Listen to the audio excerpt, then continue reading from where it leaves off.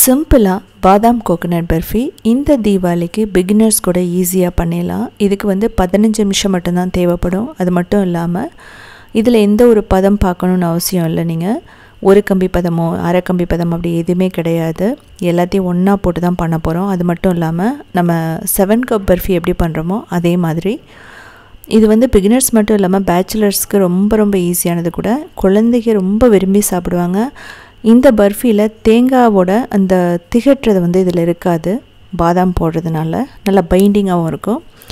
1/3 cup பாதாம் எடுத்துகிட்டு நல்லா அரைச்சிக்கலாம். இது ரொம்ப நேரம் அரைச்சிடாதீங்க, ஆயில் ரிலீஸ் ஆகிடும். 50 செகண்ட் மட்டுமே அரைக்கணும். அது நல்லா ஃபைன் பவுடராக. 1 கப் தேங்காய் எடுத்துக்கலாம், தோல் நீக்கிட்டு. இதையும் நல்லா ஃபைனாக அரைச்சிக்கோங்க.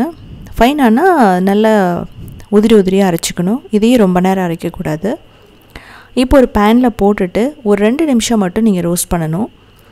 அப்போ தான் பார்த்தீங்க அப்படின்னா இந்த தேங்காய் பர்ஃபி கெட்டு போகாமல் இருக்கும். ஒரு வாரம் வச்சுருந்தாலும் கூட. முதல்ல நம்ம ரோஸ்ட் பண்ணுறது ரொம்ப முக்கியம் தேங்காயை.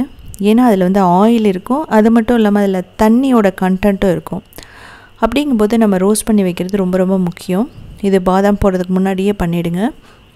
இதையே நான் மிக்சியில் போட்டு அரைச்சேன் அப்படின்னா நீங்கள் துருவுறதுக்கு ரொம்ப லேட் ஆகும். அதனால சின்னதாக கட் பண்ணி நீங்கள் மிக்சியில் போட்டிங்க அப்படின்னா ஈஸியாக அரைச்சிடலாம். இப்போ பாதாம் பவுடர் நம்ம அரைச்சி வச்சுருந்தது அதையும் போட்டுக்கலாம். 1 கப் சர்க்கரை இல்லைனா வெல்லம் போட்டுக்குங்க. வெல்லம்னா துருவி போட்டுக்குங்க.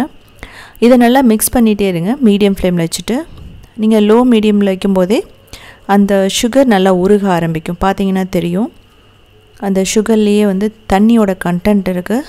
அதனால் என்னாகும் அப்படின்னா எல்லாம் பைண்டிங் பண்ண மாதிரி எல்லாத்தையும் கொண்டு வந்துடும். இந்த ஸ்டேஜில் நம்ம ட்ரை ஆகிற மாதிரி இருந்துச்சுன்னா ஃப்ரெஷ் க்ரீம் போட்டுக்கலாம். அப்படி இல்லாதவங்க பால் ஊற்றிக்கங்க, ஒன்றும் பிரச்சனை இல்லை. எங்கிட்ட இருந்ததுனால நான் 1/4 கப் ஊற்றுறேன் க்ரீம். அப்படி இல்லைங்கும்போது நல்லா திக்கான பால் ஒரு 1/4 கப் ஊற்றிக்கோங்க. அப்போ தான் என்னாகும் அப்படின்னா நம்ம ஒரு 10 மினிட்ஸ் இதை நல்லா குக் பண்ணும்போது எல்லாம் ஒன்றா சேர்ந்து வரும். பர்ஃபி நல்லாயிருக்கும் அப்போ தான். இப்போது ஒரு 3 டேபிள் ஸ்பூன் நெய், இதுக்கப்புறம் தேவைப்பட்டதுன்னா 1 டேபிள் ஸ்பூன் நெய் போட்டுக்கலாம். ஏன்னா இது அடியில் பேனோட அடியில் அடி பிடிக்காமல் இருக்கணும், அதாவது பேர்ன் ஆகாமல் இருக்கணும். அதுக்காக தான். இதை நல்லா மிக்ஸ் பண்ணுங்கள். நீங்கள் லோ மீடியமில் வச்சுட்டு பண்ணிங்க அப்படின்னா பர்ஃபெக்டாக வரும். இது பேனில் ஒட்டாமல் வரணும். அந்த அளவுக்கு நம்ம இதை மிக்ஸ் பண்ணிக்கிட்டே இருக்கணும். இப்போது ஃப்ளேவருக்காக நான் ஏலக்காய் போடுறேன். ஏலக்காய் வேணாங்கிறவங்க வனிலா போடலாம். இல்லை நீங்கள் ப்ளைனாக சாப்பிட்ணுன்னு நீங்கள் நினச்சிங்கன்னா எதுவுமே போடாமல் கூட சாப்பிட்லாம்.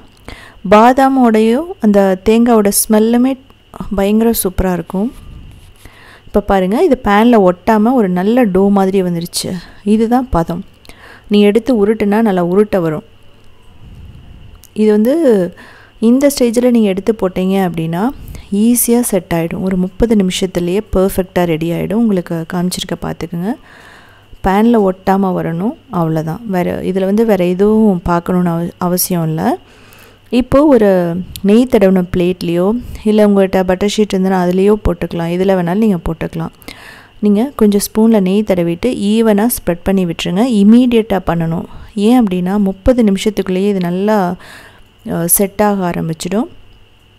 அதனால் நம்ம எவ்வளோ சீக்கிரம் பண்ணுறோமோ அவ்வளோ சீக்கிரம் நல்லது. மேலே கொஞ்சம் ஷைனிங்காக இருக்கணுங்கிறதுக்காக தான் நான் நெய் தடவி பண்ணுறேன். ஸோ உங்களுக்கு அப்படி வேணாம், வீட்டில் செய்யும்போது வேணாம் அப்படிங்கும்போது நீங்கள் அதை ஸ்கிப் பண்ணிவிட்டு லைட்டாக மட்டும் ப்ரெஷர் கொடுத்து விட்டிங்கன்னா பர்ஃபெக்டாக ரெடி ஆகிடும். இப்போ மேலே நான் பிஸ்தா தூவுறேன். பாதாம் பிஸ்தாலாம் சேரும்போது நல்லாயிருக்கும். இதை நான் துருவி சேர்க்குறேன். இது வீடியோக்கும் நல்லாயிருக்கும். நீங்கள் கொடுக்கும்போது கொஞ்சம் வித்தியாசமாக இருக்கும் குழந்தைகளுக்கு. இது கொஞ்சம் நல்லா அமர்த்தி விட்டுக்கோங்க. நான் சொன்ன மாதிரி 20 to 30 மினிட்ஸ். அதுக்கப்புறம் பார்த்தீங்கன்னா 1 hour கூட நீங்கள் விட்டுடலாம். இடையில எடுத்து நீங்கள் கட் பண்ணிக்கலாம். இப்போ எனக்கு ரெடி ஆகிடுச்சு. எனக்கு கிட்டத்தட்ட ஒரு 20 மினிட்ஸ்லேயே எனக்கு பர்ஃபெக்டாக ரெடி ஆகிடுச்சு. உங்களுக்கு பார்த்தீங்கன்னா தெரியும், சொதன்னு இல்லை, கடினமாகவும் இல்லை, பர்ஃபெக்டான ஸ்டேஜுன்னு சொல்லலாம். இந்த மாதிரி பர்ஃபி இருக்கும்போது தான் நீங்கள் ரொம்ப நாள் வச்சுருக்க முடியும். அப்படி வச்சுருக்கும்போது அந்த பூஞ்செல்லாம் வருதுன்னு சொல்லுவாங்க. ஸோ அதெல்லாம் இதில் வராது. உங்களுக்கு ரொம்ப நெய் ஊற்றி ரொம்ப சொதன்னு இருந்ததுனா தான் ரொம்ப நாள் வச்சுருக்க முடியாது. இது உங்களுக்கு பர்ஃபெக்டாக இருக்கும். தீபாவளிக்கு முன்னாடி ஒரு 3 நாளைக்கு முன்னாடியே நீங்கள் செஞ்சு வச்சிட்டிங்கன்னா ரொம்ப ஈஸியாக இருக்கும் சாப்பிட்றதுக்கு. நம்ம பாதாம் போட்டிருக்கிறதுனால குழந்தைகளுக்கு ரொம்ப நல்லது கூட. நான் சொன்ன மாதிரி நான் பாலோ க்ரீமோ நான் வந்து உங்கள்கிட்ட போட சொன்னேன். அப்படி பாலும் பிடிக்காதவங்க, க்ரீம் வேணாம், நெய் வேணாம்னு நினைக்கிறவங்க ஆயில் வந்து ஊற்றிக்கலாம். பாலுக்கு பதிலாக நீங்கள் என்ன பண்ணலான்னா தேங்காய் பால் ஊற்றலாம், இல்லைனா தண்ணி கூட ஊற்றிக்கலாம், ஒன்றும் பிரச்சனை இல்லை. நீங்கள் செஞ்சு பாருங்கள்.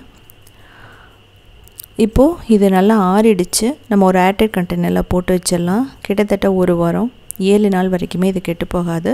ஸோ இதை செஞ்சு பார்த்துட்டு கமெண்ட் பண்ணுங்கள். இதே மாதிரி நிறைய ரெசிபீஸ் வேணும்னா நீங்கள் உத்தமி கிச்சனை ஃபாலோ பண்ணலாம். அது மட்டும் இல்லாமல் க்ரியேட்டிவ் வேர்ல்டுன்னு சொல்லிட்டு இன்னொரு சேனல் இருக்குது. அதில் கிட்டத்தட்ட 1900 வீடியோஸ் போட்டிருக்கோம். 12 இயர்ஸாக ரன் பண்ணிகிட்ருக்கோம். அது மட்டும் இல்லாமல் southindianfoods.in அப்படிங்கிற வெப்சைட்டை 14 இயர்ஸ்க்கு மேலே ரன் பண்ணுறோம். 8000 recipes, step by step photos plus வீடியோஸோடு இருக்கும். ஸோ உங்கள் நல்லா கமெண்ட் பண்ண முடியலன்னா கூட நீங்கள் ஸ்டார் ரேட்டிங் கூட கொடுக்கலாம். இதில் நீங்கள் வெல்லத்துலேயும் பண்ணலாம். வெல்லத்தில் பண்ணிவிட்டு எப்படி இருந்துச்சுன்னு அதையும் கமெண்ட் பண்ணுங்கள். உங்கள்கிட்ட பாதாம் இல்லைன்னா நிலக்கடலை சேர்க்கலாம், இல்லைன்னா முந்திரி சேர்க்கலாம். ஈவன் பொட்டுக்கடலை கூட நீங்கள் சேர்த்து செஞ்சு பாருங்கள். கொங்கு நாடு கிராமத்தில் பண்ணுவாங்க. எந்த அளவுக்கு உடையுது பாருங்கள். இந்த மாதிரி தான் இருக்கணும் பர்ஃபி அப்படிங்கிறது.